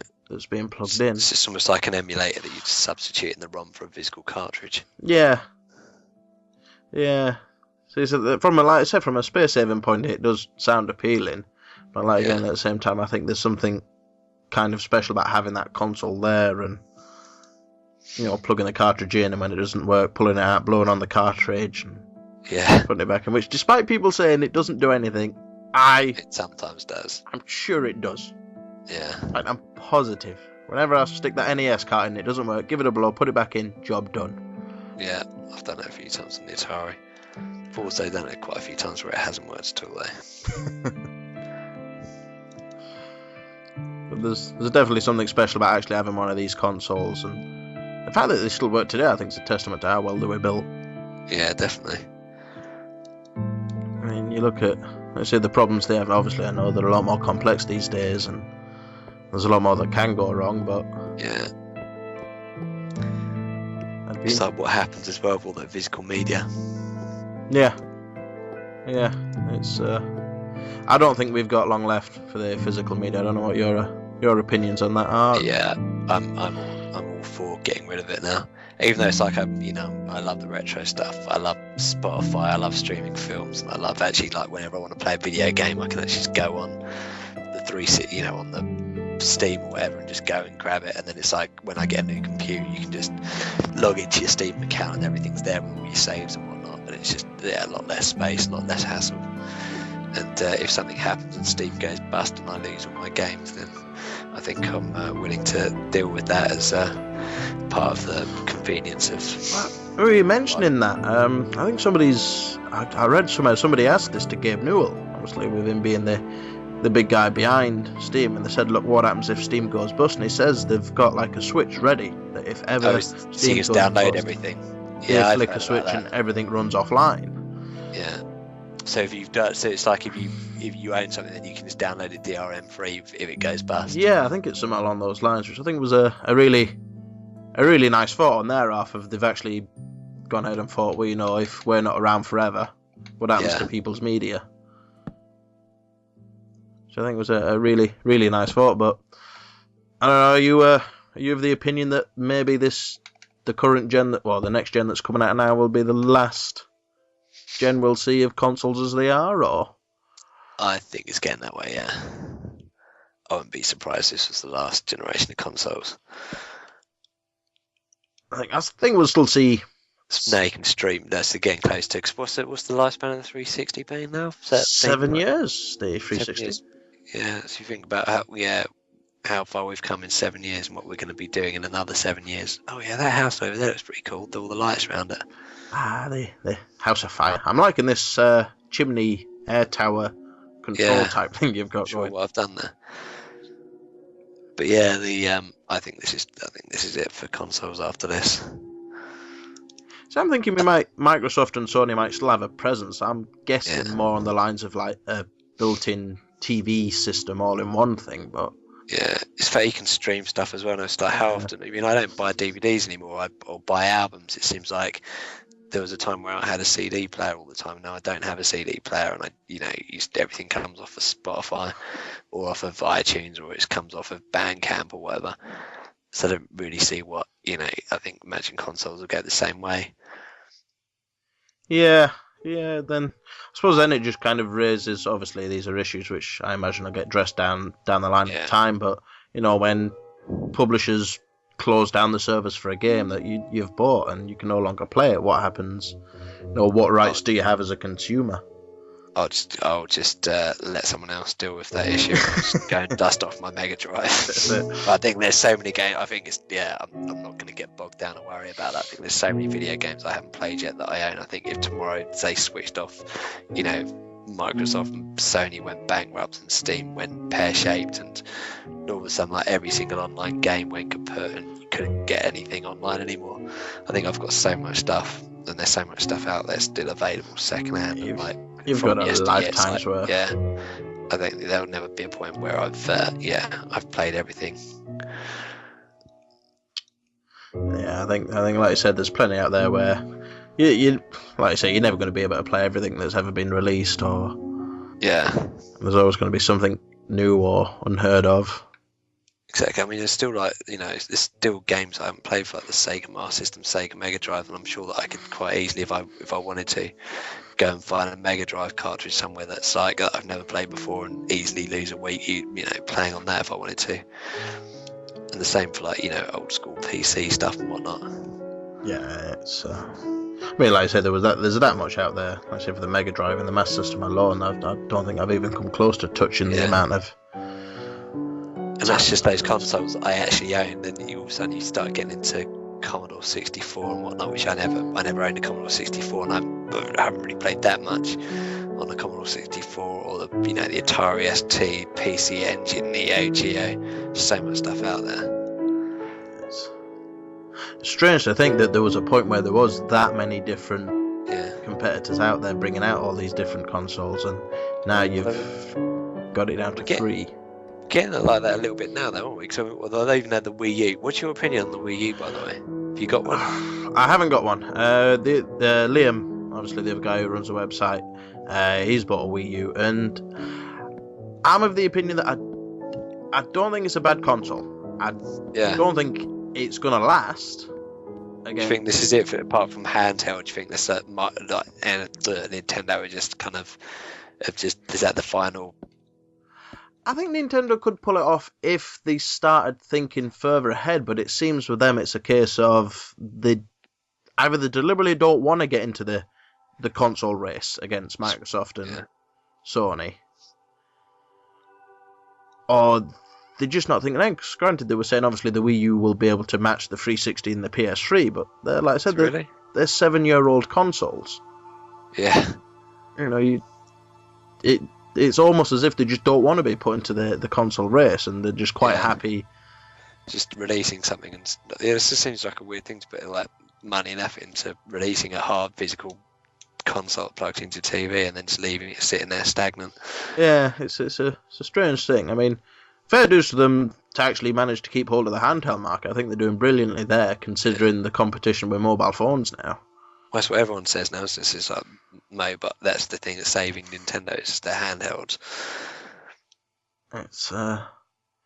It's weird to think that when you think about, it wasn't that long ago these guys were leading the race when it came to the console wars. Yeah, and they're going the same way as Sega now. Yeah, which is a shame. Poor old Sega. I know. There was a rumour at one point that Sega were going to get back into the console market. Did you hear about that? I heard about it, but I don't think they can afford to be honest now. No.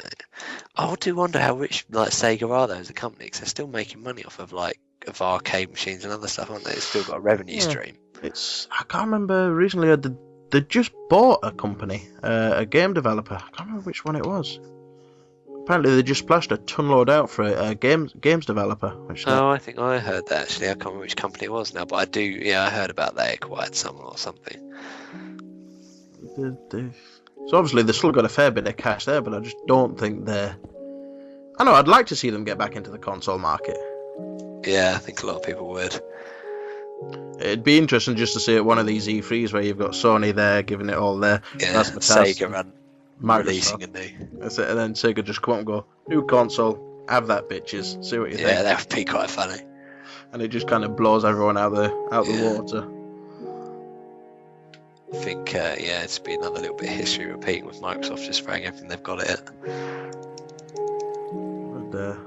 Would be pretty awesome to see them get back into it.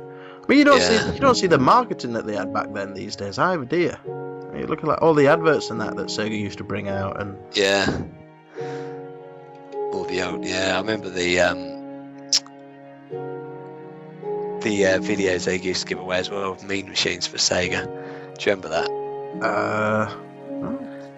They used to give away these videos with Mean Machines VHS videos with all this new stuff on it, and Sega always on those. Yeah. Like they had the Mega CD. I've got it something like a Mega CD video that came out when the Mega CD came out. That's another thing that I don't know if there's much life left in it now, is the actual video game magazines. It's a weird one, but it's a weird one. Is out of all of them, the ones I wouldn't still be expecting to still be chugging along is the Games Master magazine.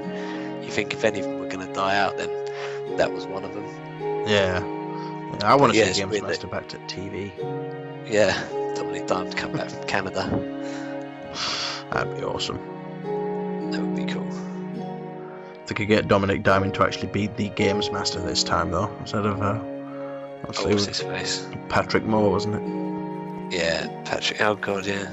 Of course, he would be the Games Master now. Well, they're saying that technology's at such a stage, I imagine they could just pixelate old footage of Patrick Moore and animate him and bring him back anyway from the dead.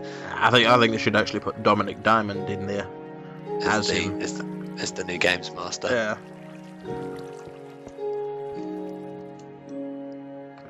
Such a bizarre show that when you look back on it now. It's like the Top Gear of video games. We put loads of it on at the retro video game night I did. We got loads of Games Master and Bad Influence and played it on a projector, and it just looked really cool. It was quite weird seeing it all again, and I forgot all about the fact that Games Master started out in that church thing, but it actually went through loads of phases where it was on a desert island, and then it was on I had like an industrial setting. Yeah, it was on an oil rig. It was on all these different. Just put a hole in my floor. Yeah, it had all these different settings. Yeah, one of them was like an oil rig, and there was another one that was a desert island. It went through like 7 series or something. I forgot how much Games Master actually was at the time. Like how many series there were. It was an awesome show. Brilliant. Yeah, it was great. Oh, yeah, he definitely got. Yeah, I think he went a little bit off the rails like Dominic Diamond with the whole fame and all that. But it's interesting to see just how far video gaming has come since then, though. I mean, it's a completely different thing now than to what it was like, I said, even back Mega Drive times. And do I want to smash a hole in this? Yeah, I do. There we go. Liking this building. Just coming out of that now, and then I'm putting the. That goes there. Then you've got this whole. I don't know why. Oops. I feel like I should put a small glass across here. Let's get rid of that. So, if there's one franchise you'd love to see get a full rebirth and relaunch, what would it be? Other than Lunar Lander, of course. Probably. Is that even a franchise? Is there even it seems like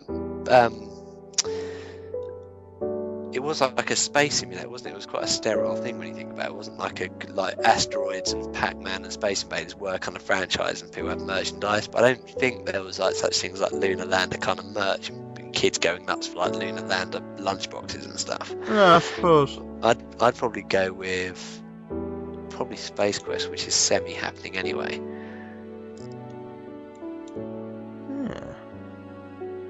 Or actually, what, the Ninja on the Sega Master System. The Ninja. Oh no, or maybe, or do you want actually no, Alex Kidd. The rebirth of Alex Kidd. Alex Kidd would be cool. Same music.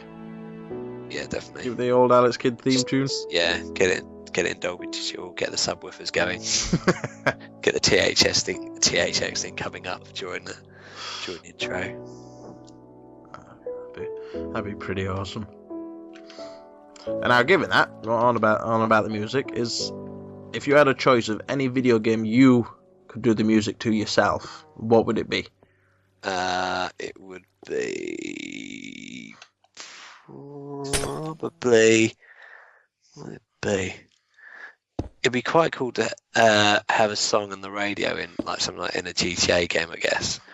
Another one that there's too much out there. It's got something atmospheric like BioShock would be cool. Maybe again, Space Quest would be really cool to do something like that. Would you like to stick with your your usual style of music, or would you want to go out there and do something a bit different? I'm doing something a little bit different with Lunar Panda a little bit now. So if you go on the Gimpy software website, then you can hear some of the new stuff that I'm doing for that. So like the intro music, if you play the Lunar Panda game, you've got more instrumental stuff on Lunar.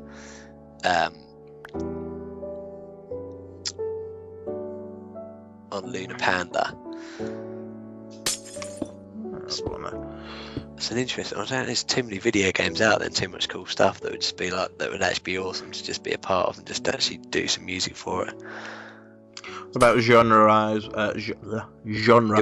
That's the thing. It'd be easy to do what I'm doing now. Is just have like an indie. Like if you didn't like, it would be cool if I just had an indie track that already exists, and it'd be no effort on my part. Yeah. It'd just be like I've written this song, and then it could just make it play in the radio in the background of a video game, or it's just on a title screen or something. Then if you wanted to do something completely different, like you actually wanted to write background ambient music, which I can do and I have done for various things, then it's something quite specific. Yeah. So I probably just if I was I'm going to go with Space Quest actually. After all that, Space Quest. I'd like to write the music for the new Space Quest if that ever happens. Yeah, pretty cool. I think Monkey Island would be good, but then I think I couldn't write pirate music. Too difficult. It's like completely different instrumentation. I couldn't even get my head around how to do the Monkey Island theme tune. Bit of the old sea shanty style, maybe. Yeah, I wouldn't even be able to write in that style. But I could possibly get my head around Space Quest as an instrumental concept. And if you check out some of the Lunar Panda stuff, it's kind of heading in that direction. Oh, well, we'll definitely leave a link to the website and all the stuff you've got going off on Lunar Panda in the description for the videos and on the website, so people can always go and check that out and see some of the work you've been working quite hard on. Cheers. And I'll leave you one last question. We asked this to the Guru Larry who was on previously, and we've come up with a feature where we're trying to get a set of rules which we're calling Gamers Code of Gaming when gamers game with other gamers. Now, I know you're not a big multiplayer type guy, but if there's any rules you would want put in place for basically how gamers behave, how they game. The first two rules which Larry came up with was don't be a bellend and play music over the microphone. Yeah, I've heard about people doing that. And stop sending photos of your penis over Xbox Live. Yeah, that's a good rule. So is there any... So in terms of my gaming, multiplayer gaming, which is normally when you're physically in the same room, would be don't get your knob out and don't play shit music in the background. So pretty much the same as Larry's, but in a more personal And make sure that you buy pizzas when it's your turn to buy pizzas. Ooh, good rule. That's a little shout out to Andy Cardi, who skipped. Who hasn't been to one of our gaming things for a while yet, but he's the other Lunar Panda guy. But when he next does, don't forget Andy. You won't listen to this anyway. But it's his turn for pizzas. Yeah, it's your turn to buy pizza. Brilliant rule. Well, I think we'll call it there for that. I want to thank you for taking the time out to come and chat with us and build in Minecraft. Thank you. Awesome creation. I'm quite happy with that. It looks alright. And we will leave links to your website and your YouTube channel, your Twitter, and anything else you want us leaving links to. We'll put up on the site and in the videos and wherever else we can post them. You're doing some great work, and we can't wait to see what's to come from the band and Gimpy software. Yep. If you next time when we've got Lunar Panda actually ready, the Xbox version, we'll let you know, and hopefully try and you can speak to Dean next time if you like. Yeah, that'd be excellent. Excellent. We'll have to both get you back if you're willing to come back. Yeah, that'd be cool. Is it 3-4 of you in the Gimpy software team? There's 3 of us. Well, no, technically there's 4 of us, but there's 3 of us kind of doing the work at the moment. One of us has just had a baby, so he's not doing that much at the moment, apart from just sleepless nights and whatnot. So it's there's 4 technically. So it's me, Andy, Dean, and Jose Cabero, who is an awesome artist, and I'll give you a link to his stuff as well. Excellent. His stuff. Awesome. Hopefully next time I might be able to get as many of you as possible in on this one, and then we can catch up and see how things are going. But yeah, it's an hour and 50 minutes. I didn't realise how long that gone for. It was coming up to That's good. It's quite addictive, this Minecraft, isn't it? It is ridiculously addictive. So that's it. Again, really appreciate you spending the time to talk to us, and thank you for joining us. And thank you everyone out there who's still watching, still listening, if there's anyone. And we will catch you all next time. That's going to be goodbye from me. So goodbye, everyone. See you all later, and goodbye. Bye.